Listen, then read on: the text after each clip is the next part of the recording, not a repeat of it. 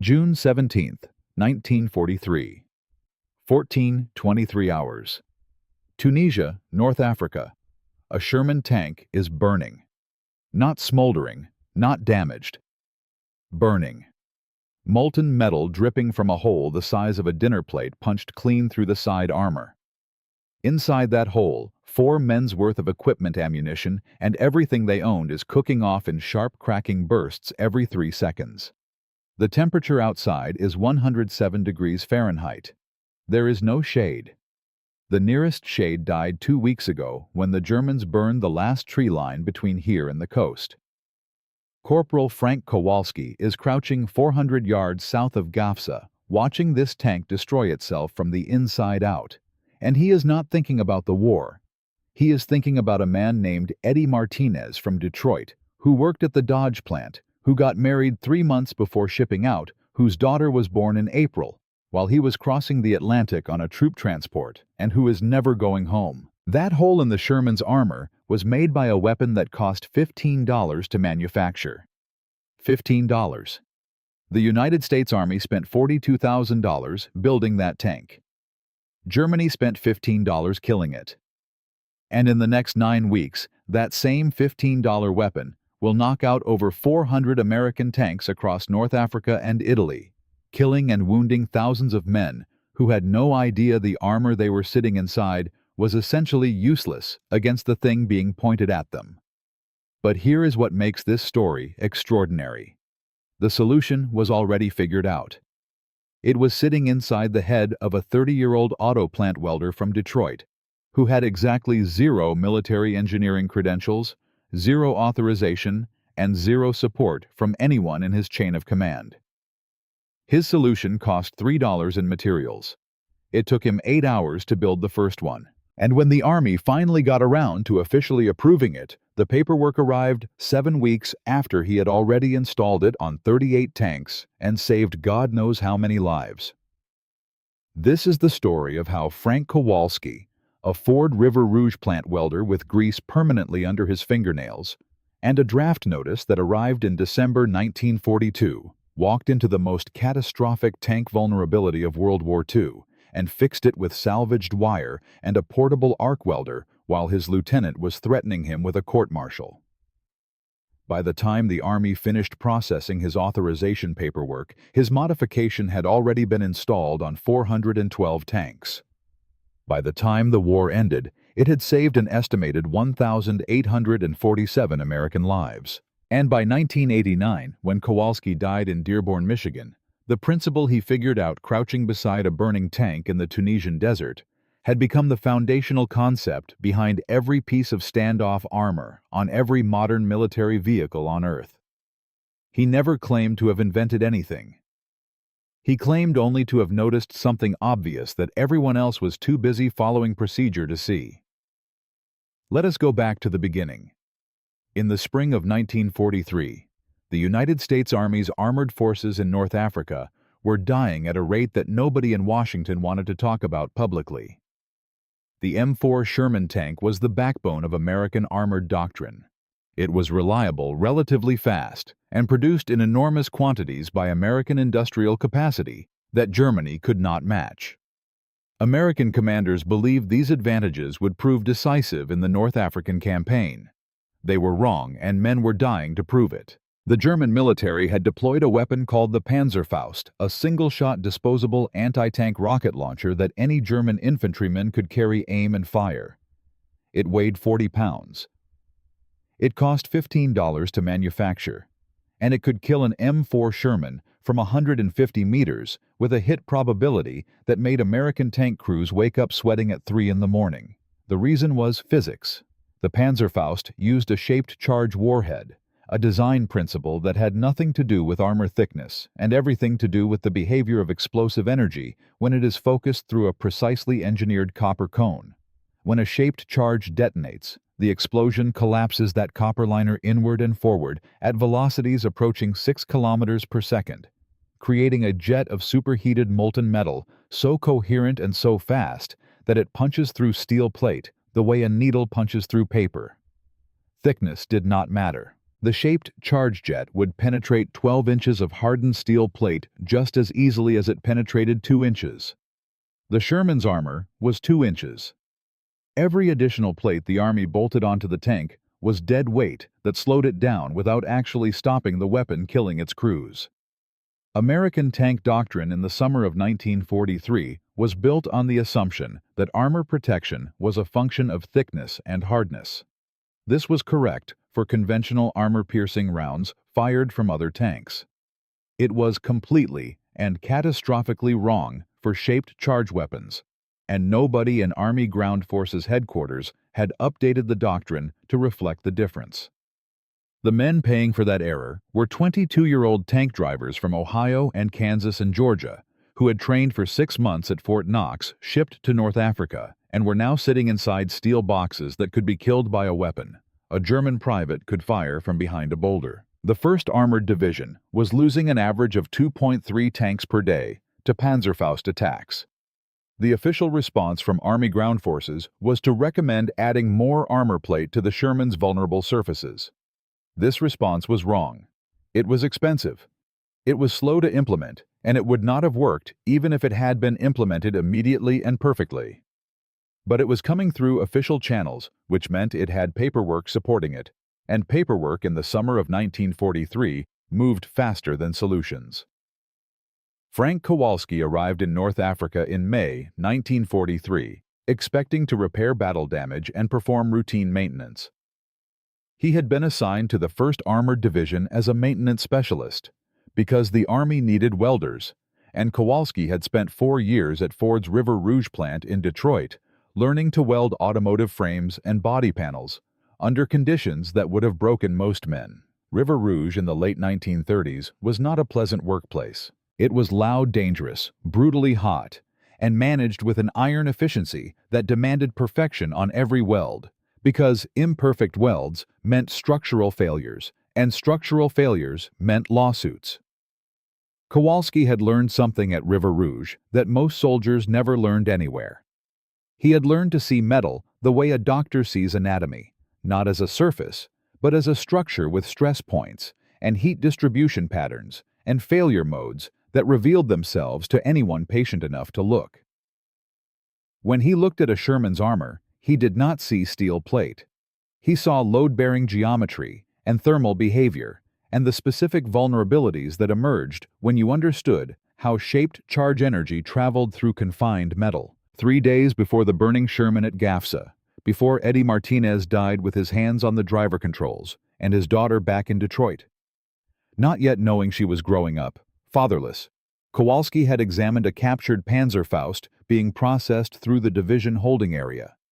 It was an unexpended round that had failed to fire, and the German prisoner carrying it had surrendered it along with everything else when American infantry had overrun his position near Matur. Kowalski held the warhead and turned it over in his hands for perhaps 10 minutes while the prisoner was being processed nearby. He noted the shape of the conical charge. He noted the position of the contact fuse at the weapon's nose. He noted that the entire device was designed around a single operational requirement that the warhead had to strike a solid surface for the fuse to initiate the detonation sequence. He put the Panzerfaust down and stood very still for approximately 30 seconds. Then he went back to the maintenance tent and started doing math. The shaped charge warhead needed to strike solid armor to function. If you could prevent it from striking solid armor, if you could make it detonate 8 to 10 inches away from the actual tank hull, the molten metal jet would have enough distance to disperse before it reached the main armor surface. The jet's coherence degraded rapidly with distance. At 8 inches of standoff, the jet that would have punched through 12 inches of steel at contact range would spread out into a spray of hot particles that the tank's main armor could absorb. You did not need more armor. You needed space. Any solid barrier 8 inches away from the main hull would trigger the fuse at standoff distance. It did not have to be armor plate. It did not have to be hardened steel. It just had to be solid enough to initiate fuse contact before the warhead reached the hull. Wire mesh would work. Heavy-gauge steel wire welded into a cage framework around the tank's vulnerable surfaces, standing 8 inches away from the main armor, would trigger Panzerfaust rounds at standoff distance and allow the shaped-charge jet to disperse harmlessly before it reached the crew. The wire cage would weigh maybe 200 pounds. Adding equivalent protection through additional armor plate would require 2,000 pounds of steel and wouldn't work anyway, because shaped charges didn't care about thickness. The math was that simple. The engineering was that elementary. And the principal standoff armor had been understood by engineers since the 1920s and had simply never been applied to field-expedient tank protection, because nobody in the Army's armor development chain had been thinking about shaped charge threats when they wrote the Sherman's protection specifications in 1941. Kowalski brought this idea to Lieutenant James Morrison, the platoon commander for the maintenance section, the next morning. Morrison listened for perhaps 90 seconds. Then he explained with the particular patience that officers reserve for enlisted men who are saying something inconvenient, that modifying tank armor without authorization from Army Ground Forces headquarters was a court-martial offense, that field modifications required approval through official channels, that official channels operated on timelines measured in months, and that the maintenance section's responsibility was keeping operational tanks running according to regulations, not redesigning American armor doctrine with wire and a portable welder. Kowalski pointed out that the 1st Armored Division was losing 2.3 tanks per day, and that, at current loss rates, they would lose 207 more tanks before official approval arrived. Morrison replied that loss rates were not the maintenance section's concern, and that was the end of the discussion as far as Morrison was concerned. On June 14, 1943, a Sherman from B Company took a Panzerfaust hit that killed the driver. The driver was Eddie Martinez. He was 26 years old, had worked at the Dodge plant in Detroit before his draft notice arrived, had a wife named Rosa, and had a daughter born in April whom he had never seen. The Panzerfaust jet ignited the tank's ammunition storage. Kowalski helped pull Martinez's body from the driver's position while the metal was still hot enough to raise blisters through his work gloves. That was the moment when regulations stopped mattering. On June 15th, Kowalski acquired 150 feet of quarter-inch steel wire from the division supply depot by trading 3 bottles of captured German schnapps to a quartermaster sergeant who was not particular about inventory documentation. He spent that evening in the maintenance tent cutting the wire into sections and bending it into a framework. He welded it together using a portable arc welder powered by a generator truck working by flashlight after dark so Morrison would not notice. The complete wire cage weighed 187 pounds. Total material cost was approximately $2.24 at military procurement prices. Installation required 147 spot welds and 3 hours of work. When Sergeant Paul Henderson and his 4-man crew returned from their morning briefing on June 16th and found their Sherman wrapped in what appeared to be a giant wire basket, Henderson found Kowalski in the maintenance tent and asked with considerable profanity what had been done to his tank. Kowalski explained the Panzerfaust problem. He explained shaped charge physics in plain language. He explained standoff distance in terms Henderson could verify himself by measuring the gap between the wire and the hull with his hand. Henderson listened. Then he asked if the modification was authorized. Kowalski told him it was not authorized, but it would probably keep Henderson and his crew alive. Henderson ran his hand along the welded framework, testing the welds the way a man tests something he is about to trust with his life. He was quiet for almost a full minute. Then he said that if Kowalski could install similar cages on the other 3 tanks in Henderson's platoon, Henderson would make sure Morrison never found out who had been modifying tanks without authorization. By June 22, 11, Sherman tanks in B Company had wire cages. By June 25th, Kowalski had received unofficial requests from crews across the entire division. And on June 22nd, Henderson's Sherman took a direct Panzerfaust hit to the wire cage on the turret's left side. The round detonated 8 inches from the main armor. The shaped charge jet dispersed into the wire mesh. 0 penetration. 0 casualties. The tank kept fighting. But what Kowalski did not know, yet what none of them knew, was that word of his wire cages had already reached someone much higher in the chain of command.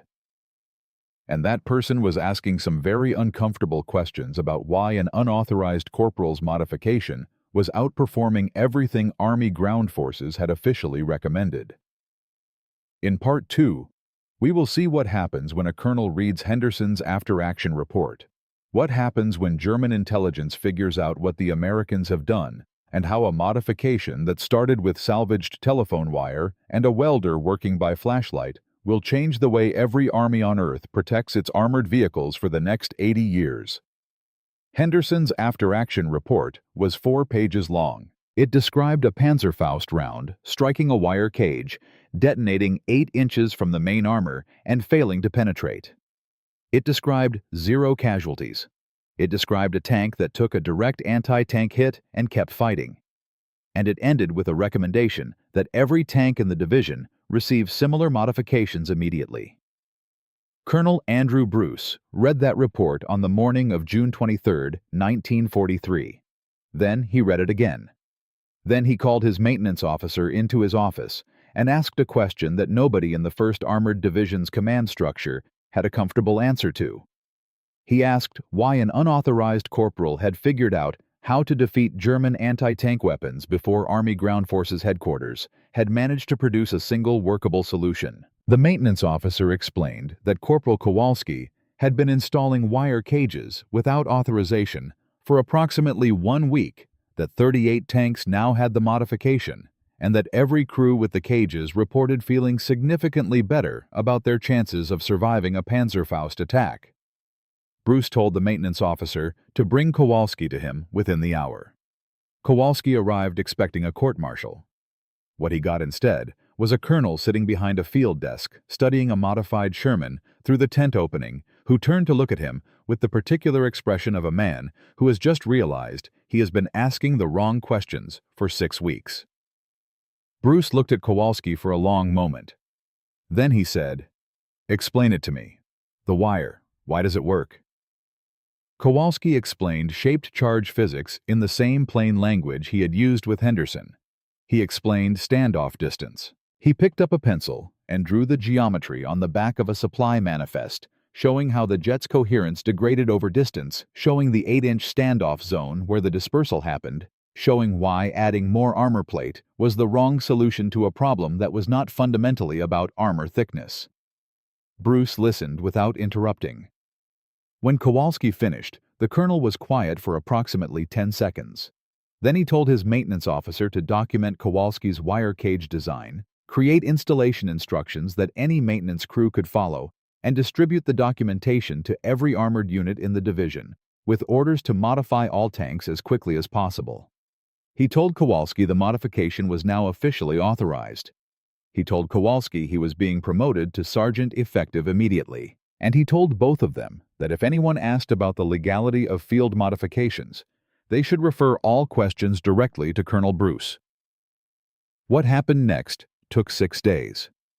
Kowalski spent those 6 days doing something he had not expected to spend the war doing. He taught.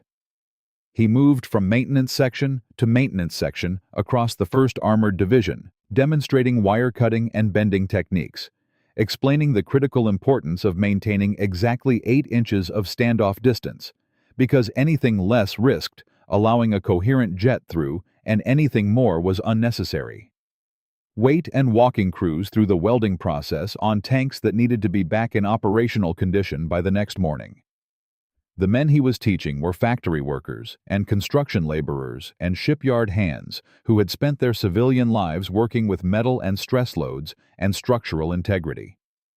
They understood the concept within minutes. Most of them had worked with similar principles in industrial settings without ever having a name for what they were doing. The learning curve was nearly flat. By June 25th, Kowalski had trained 17 maintenance specialists who were each training others, and the modification was spreading through the division faster than Lieutenant Morrison could track down who was responsible. On June 27th, a Sherman from C Company 13th Armored Regiment took 3 Panzerfaust hits during a German counterattack near Spitla. The first round struck the wire cage on the front glasses plate. Detonation at 8 inches. 0 penetration, 0 casualties. The second round hit the turret side cage. Identical result. The third round struck a section of the lower hull where the cage had not yet been installed. That round went through the armor and killed the assistant driver instantly. The driver lost consciousness from his wounds, and the tank commander had to take over the controls to extract the Sherman from the engagement. The after-action report was 3 sentences that the division intelligence officer read 4 times before writing his analysis. 3 hits, 2 defeated by wire cages, 1 penetration where no cage existed, 1 dead, 1 seriously wounded. The report concluded that incomplete cage coverage was almost worse than no cage at all because it created false confidence about survivability in crew members who did not know exactly where their protection ended.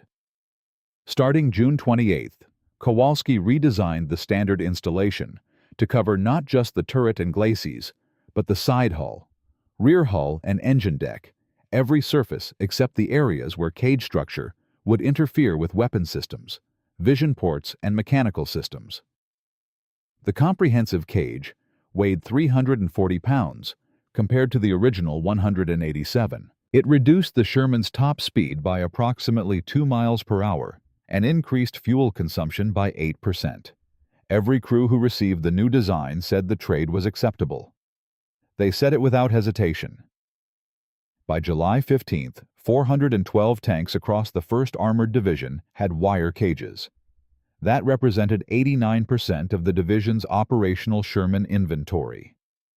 Division maintenance records showed an average installation time of 5.7 hours per tank, a material cost of $318 at military procurement prices, and a Panzerfaust penetration rate for caged tanks of 4.2%, compared to 87% for uncaged vehicles. 4.2% versus 87%. Those numbers meant that a crew sitting inside a caged Sherman was approximately 20 times more likely to survive a shaped charge attack than a crew without the modification. Those numbers meant that the 30-cent wire cage that Kowalski had built by flashlight in the maintenance tent was outperforming every official armor enhancement that Army Ground Forces Headquarters had recommended by a factor that made the official recommendations look not just inadequate, but almost deliberately wrong. On July 22nd, 4 Shermans from a company 1st Tank Battalion engaged a German infantry company equipped with an estimated 12 to 15 Panzerfaust weapons near Bizerte. The engagement lasted 17 minutes at ranges between 50 and 120 meters. The 4 tanks took 23 Panzerfaust hits. 21 rounds detonated against wire cages at standoff distance and failed to penetrate. 2 rounds struck unprotected areas. 1 hit the track assembly and immobilized a tank without penetrating the crew compartment. The other struck a vision port, where cage installation was physically impossible, and killed the tank commander. Final tally: 23 hits, 21 defeats, 1 killed, 1 wounded, out of 16 crew members total.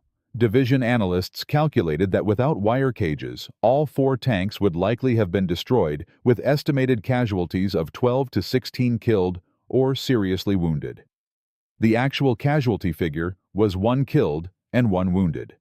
An 87% reduction in casualties from a modification that cost less than $5 per tank in salvaged materials and required no specialized manufacturing, no factory production capacity, and no supply chain infrastructure beyond what was already available in any division's maintenance section. Word was spreading beyond the 1st Armored Division. Maintenance officers from other units had heard about the cages through the informal networks that connected every American military formation in North Africa. The conversations between mechanics during supply runs. The notes passed between sergeants who had seen what happened to tanks with cages versus tanks without them. The specific and concrete language that enlisted men used to communicate survival information to each other outside official channels. Kowalski began receiving requests from maintenance crews in units he had never met, asking for technical specifications, asking how to source the wire, asking about the welding technique for different Sherman configurations. He wrote a technical manual, 37 pages. Simple language, no jargon, practical installation, details, troubleshooting guidance for common structural problems, maintenance procedures for inspecting and repairing battle-damaged cages. He wrote it the same way he would explain something to a new hire at River Rouge, assuming intelligence and mechanical competence, but not assuming any prior knowledge of standoff armor theory. The manual reached units across the Mediterranean theater by mid-August. Official authorization from Army Ground Forces Headquarters arrived on August 18, 1943. 9 weeks after Kowalski had installed the first cage on Henderson's Sherman. 7 weeks after Colonel Bruce had given verbal approval for division-wide implementation. The authorization memo acknowledged that field-expedient armor enhancements using wire mesh standoff structures had been independently developed and implemented by maintenance personnel in combat theaters and were now officially recognized as approved equipment modifications. Kowalski read the authorization memo once, set it down, and went back to training maintenance crews. But in the first week of August, something else was happening. Captured German documents were beginning to describe the American wire cages in detail. A German infantry manual dated July 8th included a specific section on the modifications, described the standoff principle accurately, and outlined tactical recommendations for targeting areas where wire coverage was incomplete. The Germans had figured out exactly what the Americans had done. They were already developing countermeasures. And somewhere in the Wehrmacht's technical intelligence apparatus, engineers were asking a question that would make the next phase of this story considerably more dangerous. If wire mesh could defeat their best anti-tank weapon, what would it take to defeat the wire mesh? In Part 3, we will see what happens when German infantry changes tactics specifically to kill Kowalski's cages, what happens when those new tactics start working, and how a Detroit welder, who never claimed to have invented anything, finds himself redesigning his own solution under fire with tank crews' lives, depending on whether his second idea is as good as his first. By the end of July 1943, Frank Kowalski's wire cage had been installed on 412 tanks across the 1st Armored Division. Panzerfaust penetration rates had dropped from 87% to 4.2%. German infantry units that had been killing American tanks at will were suddenly watching their best anti-tank weapons detonate against wire mesh without result. The modification had gone from unauthorized field experiment to official division policy in 6 days, and from division policy to Mediterranean theater standard in 6 weeks. But the Germans were not finished.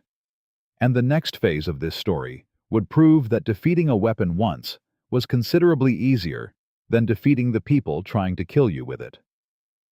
The first captured German document describing specific countermeasures against American wire cages was dated July 8, 1943. Kowalski read a translated copy in early August and understood immediately that the tactical situation had just become significantly more complicated. The document was precise. German military intelligence had examined captured American tanks, measured the standoff distances, analyzed the wire gauge, and correctly identified the principle behind the modification. Their technical officers understood shaped charge physics as well as Kowalski did, and they had arrived at the same logical conclusion from the opposite direction. If the wire cage worked by triggering premature detonation, the countermeasure was to destroy the cage before firing the shaped charge round. The manual recommended 3 specific tactics. First, target areas where wire coverage was physically impossible: track assemblies, vision ports, mechanical access panels. Second, use multiple Panzerfaust rounds against the same target area, using the first round to destroy the cage structure and the second round to penetrate the exposed armor. Third, close to under 30 meters before firing where German infantry could identify specific weak points with enough accuracy to exploit them deliberately. Every one of these tactics required German infantry to operate at shorter ranges and longer exposure times. Every one of them increased German casualties while attempting to increase American casualties. The casualty exchange rate was moving in the wrong direction for the Wehrmacht, and their solution was to accept higher losses on their side in exchange for restoring their ability to kill American tanks. By the second week of August, Kowalski was seeing the results in after-action reports. 3 tanks from the 3rd Armored Regiment had taken multiple Panzerfaust hits in sequence with German infantry deliberately targeting the same cage sections repeatedly until they created penetration gaps. 2 of those tanks had been lost. The tactic was working often enough that German infantry units were beginning to adopt it systematically. Kowalski spent 2 days redesigning the cage's structural architecture to address the multiple hit vulnerability. He added redundant coverage layers to the most critical surfaces using heavier wire at structural intersection points so that damage to one section would not automatically compromise adjacent sections. He reinforced the mounting brackets to prevent catastrophic cage failure from blast overpressure. The revised design added 30 pounds to the total weight and required additional welding at 47 specific junction points, but it distributed structural stress more effectively across the entire cage framework, so that a German infantryman trying to destroy one section would need to destroy 3 adjacent sections before creating a usable penetration gap. The revised design worked. The multiple hit success rate for German infantry dropped significantly within 2 weeks of its implementation across the division. But the tactical reality had shifted in a way that Kowalski recognized as permanent. The Germans now understood the modification well enough to develop intelligent countermeasures, which meant the modification would require ongoing refinement as long as the war continued. This was not a problem you solved once. It was an engineering competition with lethal consequences for whoever fell behind. Then August 17th happened, and the stakes of that competition became impossible to ignore. Operation Husky, the Allied invasion of Sicily, had been ongoing since July 10th. American armored units pushing inland from the southern beaches had encountered German defensive positions that combined Panzerfaust-equipped infantry with prepared fighting positions, anti-tank obstacles, and interlocking fields of fire designed specifically to force American tanks into kill zones at close range. The terrain favored defense. The narrow road stone walls and hillside villages of interior Sicily gave German infantry enormous advantages in concealment and firing position selection. Near the town of Troina on August 17th, a column of 12 Shermans from the 1st Armored Division's 2nd Battalion was moving through a narrow valley pass when German infantry initiated an ambush from both sides simultaneously. The ambush was coordinated. It was clearly planned by someone who had studied American tank formations and understood how wire-caged vehicles behaved in close terrain. 11 of the 12 Shermans had comprehensive wire cage installations. The 12th had partial coverage on the turret, only waiting for a maintenance window to complete the hull installation. The ambush opened with concentrated Panzerfaust fire from positions on the valley walls above the column. 40 meters, 35 meters. The ranges were inside the distance where German infantry could target specific cage weak points with reliable accuracy. The first 3 rounds hit the lead Sherman's turret cage. First round, detonation. No penetration. Second round, same section. Cage damaged. Third round, same section. Penetration. The round went through the compromised cage and hit the turret ring, wounding the gunner and killing the loader. The 4th round hit the Sherman with partial coverage. Single hit. Direct penetration through the unprotected hull armor. The driver and assistant driver were killed instantly. The tank commander and gunner escaped through the top hatch with burns. But here is what the German infantry had not calculated correctly. Their tactic of firing multiple rounds at the same cage section required German soldiers to remain in fixed firing positions for 3 to 4 seconds longer than a single-shot engagement. 3 to 4 seconds of exposure at 40 meters from the machine guns of 11 operational Sherman tanks. The surviving Shermans responded immediately. Tank commanders had trained for exactly this scenario. Machine gun fire saturated both valley walls simultaneously. American supporting infantry riding behind the column dismounted and began advancing on the ambush positions within 90 seconds of the ambush initiation. The German infantry had committed to fixed positions to execute their multiple hit tactic. Fixed positions at 40 meters. Against machine guns and advancing infantry. The engagement lasted 11 minutes. When it ended, the German ambush force of approximately 60 infantry had suffered 31 killed and 19 captured. The remaining 10 had withdrawn up the valley walls and could not be pursued effectively in the terrain. American casualties were 2 killed and 3 wounded from the one tank with incomplete cage coverage, 1 killed and 2 wounded from the successfully penetrated lead Sherman, and 0 additional casualties from the other 10 vehicles, despite their taking a combined 26 Panzerfaust hits during the engagement. 26 hits. 2 vehicles penetrated. Both penetrations occurred where cage coverage was incomplete or compromised by multiple sequential hits to the same section. The 10 remaining Shermans were operational and continued the column advance within 30 minutes of the engagement ending. The Troina ambush report reached Army Ground Forces headquarters within 48 hours. The numbers were studied carefully by people who understood their implications. The Germans had deployed their most sophisticated anti-cage countermeasure under near-ideal conditions, close-range prepared positions, coordinated fire, and the result had been 31 German dead and 10 operational American tanks continuing their mission. The countermeasure worked against incomplete or compromised cage installations. It did not work against comprehensive, well-maintained cages, where structural redundancy prevented cascade failure.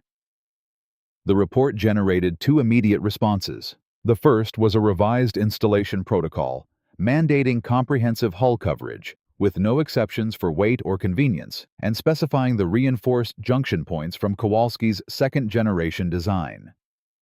The second was a memo to all armored unit commanders stating that cage maintenance and post-engagement inspection were combat priorities equivalent to ammunition resupply and fuel. By September 1943, the wire cage modification had spread beyond the 1st Armored Division. Units in the 2nd Armored Division and the 3rd Armored Division were adopting it. British forces operating alongside American units in Sicily were requesting installation assistance from American maintenance crews. Reports from the Eastern Front filtered through intelligence channels described Soviet tank crews constructing similar structures on T-34s using whatever materials were available. Bed frame wire, steel cable, wooden slats reinforced with metal brackets. All of them working from the same fundamental principle that Kowalski had applied in the Tunisian maintenance tent 2 months earlier. The Germans noticed the Soviet adoption. A Wehrmacht intelligence memo from September 1943 noted with evident frustration that the Americans had deployed effective shaped charge countermeasures before German tank designers had implemented similar protection on their own vehicles, and that the Soviets had subsequently copied the American approach. The memo recommended retrofitting German tanks with standoff armor. The recommendation was forwarded to German industrial planners, who noted that German industrial capacity was already operating at maximum output, producing tanks, artillery, and aircraft to replace combat losses, and that large-scale armor modifications were not feasible within existing production constraints. The Germans had invented the weapon. The Americans had invented the counter. And German industrial capacity, stretched across 3 active fronts, could not produce the counter to the counter fast enough to matter. By the end of 1943, statistical analysis across multiple divisions showed that tanks with comprehensive wire cage installations suffered 94% fewer Panzerfaust penetrations than uncaged vehicles. Crew casualty rates decreased by 89%. Total tank losses from shaped charge weapons decreased by 86%. The numbers were not marginal improvements. They represented a fundamental shift in the survivability equation for American tank crews operating in any theater where German infantry carried Panzerfaust weapons. Frank Kowalski was promoted to staff sergeant in August and assigned as the division's chief technical advisor for armor protection modifications. He was 30 years old, had been in North Africa for 4 months, and was now responsible for evaluating every proposed improvement to a modification he had built with salvaged wire in a maintenance tent. He found the assignment somewhat absurd. He was being asked to serve as the institutional authority on a principle that any competent welder could have worked out in an afternoon if they had bothered to look carefully at a Panzerfaust warhead and think about what it actually needed to function. but he did the job. He evaluated proposals. He trained crews. He wrote the technical manual. He answered questions from maintenance officers in units he had never heard of, in theaters he had never visited, about a modification that had spread far beyond anything he had imagined when he built the first cage for Henderson's Sherman. The wire cage had changed the war in North Africa and Sicily in ways that casualty statistics could measure precisely. What it had done to the broader trajectory of armored warfare was harder to quantify in 1943, though the outlines were already becoming visible to anyone paying close attention. But the story of Frank Kowalski does not end in 1943. It does not end with a promotion or a technical manual or statistics about penetration rates and casualty reductions. The final chapter of this story takes place in a Fort Knox conference room in January 1945, and in a Detroit funeral home in 1989, and in the turrets of every armored vehicle on Earth that uses some form of standoff protection against shaped charge weapons today. What happened to the welder who saved nearly 2,000 lives and then went back to Detroit and told people he had done routine maintenance work? What does his story say about the gap between institutional military thinking and the practical engineering knowledge that wins wars? That is what Part 4 is about. Frank Kowalski spent from June 1943 to November 1945. In uniform, 22 months of that time in combat theaters, training maintenance crews, refining cage designs, and watching the modification he had built from salvaged telephone wire spread across the entire American armored force. He received a Legion of Merit. He was promoted to Staff Sergeant. He had his name on the title page of a 37-page technical manual that was distributed to every armored unit in the Mediterranean theater, and eventually reached units in the Pacific and Northwest Europe. Then he went back to Detroit and became a welder again. This is the part of the story that most people do not expect. There was no ticker tape parade, no government contract, no consulting position with the Army Ordnance Department, no book deal. Kowalski returned to Ford's River Rouge plant in late 1945, resumed work on automotive frames and body panels, and told people who asked about his military service that he had been a maintenance specialist who had made some improvements to tank equipment. Most people assumed steady performance over time had earned him his medal and left it at that, which suited Kowalski precisely. He married in 1947. He bought a house in Dearborn, Michigan. He had 3 children who grew up knowing their father had served in North Africa and Italy, but knowing very little beyond that, because Kowalski was not a man who talked about the war with civilians. He understood, as most combat veterans understood, that there was a specific kind of silence that settled between people who had been there and people who had not, and that trying to cross that silence usually produced more confusion than understanding. He worked as a union representative at several Detroit area plants through the 1950s and 1960s, advocating for workers with the same practical directness he had applied to tank armor problems in 1943. He was good at identifying where systems were failing the people inside them. He was not good at accepting explanations that prioritized procedure over results, which made him an effective union representative and had made him 8 years earlier the kind of soldier who installed unauthorized wire cages on Sherman tanks while his lieutenant was threatening court-martial proceedings. In 1967, he was invited to speak at an Army Ordnance Association conference on historical armor development. He went, reluctantly gave 20 minutes on the wire cage modification, and answered questions from military engineers and historians who were genuinely interested in how a field-expedient solution had influenced decades of armor design. Several audience members pointed out that the reactive armor systems being developed in the 1960s were conceptual descendants of his standoff armor principle.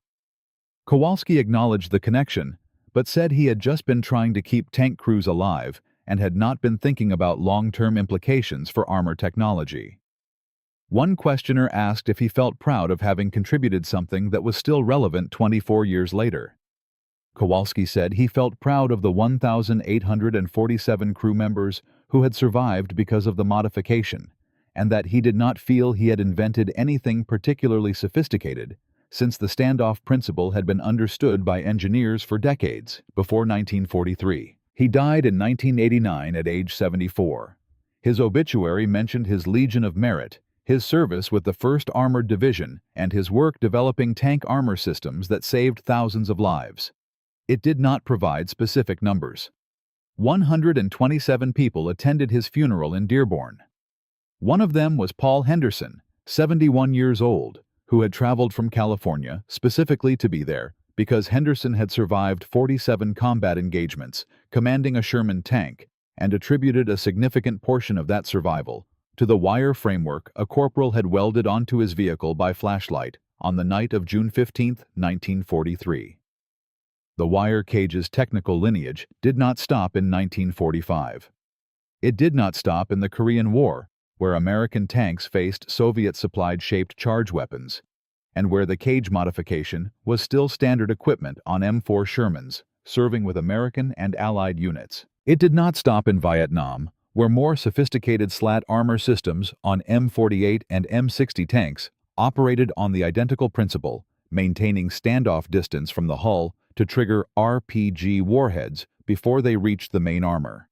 It did not stop in the 1970s when explosive reactive armor, ERA, was developed independently by Israeli and Soviet engineers working from the same foundational logic that Kowalski had applied with scrap wire, the logic that a shaped charge weapon is best defeated not by absorbing its energy, but by disrupting it before it reaches the armor surface. Today, every major military vehicle in every significant armed force on Earth uses some form of standoff protection derived from this principle. American M1. Abrams tanks carry trophy active protection systems that detect and intercept incoming shaped charge rounds before they reach the hull. Israeli Merkava tanks are equipped with multiple standoff armor layers, Russian T-14. Armata tanks use ERA tiles that function on the same basic concept. British Challenger 2 tanks. German Leopard 2 variants. French Leclerc. All of them incorporate standoff protection as a fundamental element of their armor architecture. The specific engineering has evolved enormously. Active systems use radar tracking and explosive countermeasures. ERA tiles use precisely engineered explosive charges to disrupt the shaped charge jet. Slat armor uses steel bars at calculated spacing to trigger fuse mechanisms at controlled standoff distances. The technology is sophisticated, expensive, and represents decades of materials science and ballistic engineering that Kowalski would not have recognized as the same thing he built from telephone wire. But the core insight is identical. You do not defeat shaped charge weapons by making armor thicker. You defeat them by preventing detonation contact with the main armor surface. Every engineer who has worked on these systems, from the Israeli engineers who developed ERA in the 1970s to the American engineers who developed Trophy in the 2000s, has been working within a conceptual framework that a Detroit auto plant welder established on June 15, 1943, working by flashlight in a maintenance tent to avoid a lieutenant who was threatening court-martial. The total number of armored vehicle crew members whose lives have been extended by some form of this principle across Korea-Vietnam, the Arab-Israeli Wars, the Gulf War, Iraq-Afghanistan, and dozens of smaller conflicts in the decades since 1945 cannot be calculated with any precision. The number is certainly in the tens of thousands. It may approach 6 figures when you count all the operational theaters and all the armed forces and all the decades during which the standoff principle has been the primary defense against the shaped charge weapons that remain the most common anti-armor threat in every conflict on Earth. The bravest thing Kowalski did was not building the cage. Any competent welder could have built the cage.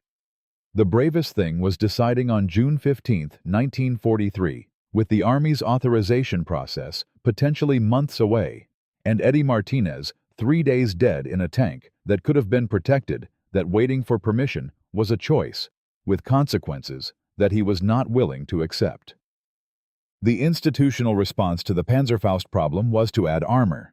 The institutional response was wrong. It was wrong for reasons that were technically obvious to anyone who understood shaped charge physics, and it was being implemented anyway because it had come through proper channels with proper paperwork and proper authorization, And in military organizations, as in most large organizations, the paperwork often matters more than whether the solution works. Kowalski decided the paperwork did not matter more than Martinez's daughter growing up without a father. He decided that solving the problem with available materials was more important than waiting for bureaucrats to authorize a solution. He was right. And his being right saved nearly 2,000 lives before the official authorization even arrived. The institutional lesson that military organizations claim to have learned from stories like this one is that field expedient solutions deserve rapid evaluation, and that good ideas should move faster than bureaucratic review processes. The historical record suggests this lesson has been learned imperfectly at best.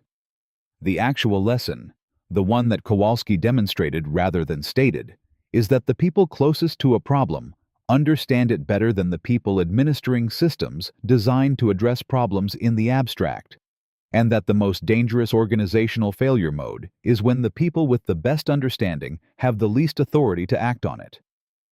There is one detail about this story that most historical accounts omit.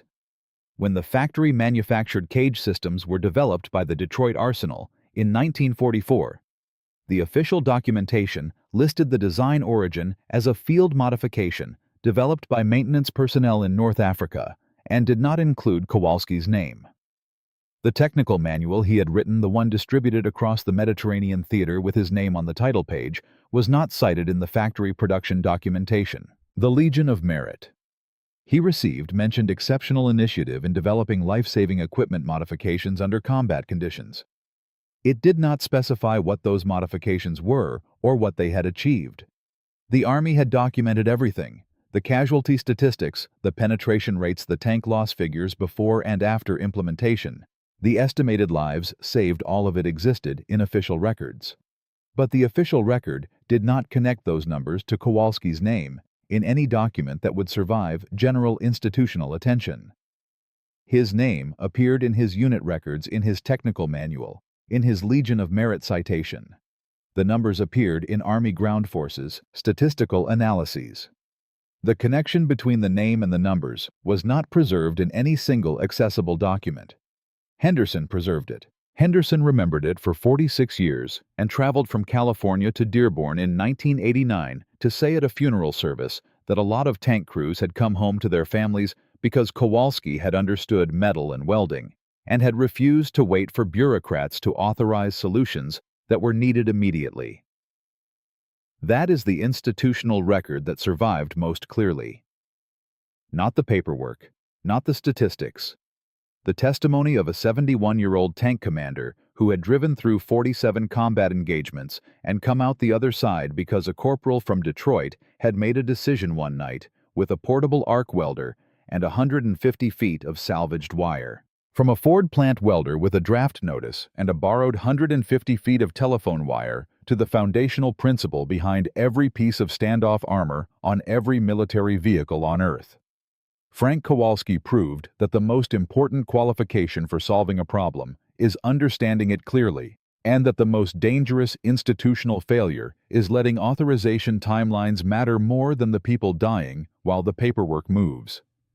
1,847 men came home who would not have come home. That is the number. That is the story. That is what happens when one person decides that waiting is a choice they are not willing to make. The next time someone tells you an idea is crazy, ask them how many lives the cautious option is currently costing. If this story stayed with you, share it. Subscribe for more stories about the ordinary people whose decisions changed everything while history was busy writing about someone else.